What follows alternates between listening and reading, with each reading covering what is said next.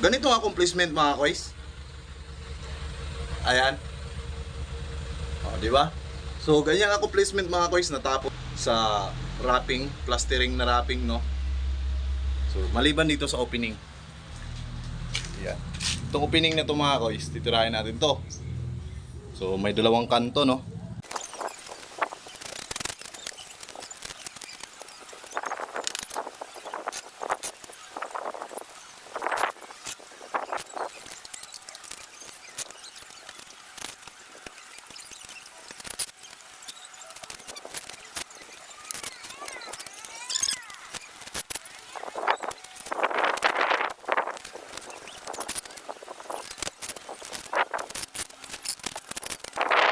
So hanggang dito na lang mga kois. So salamat sa panonood. Papalo na lang.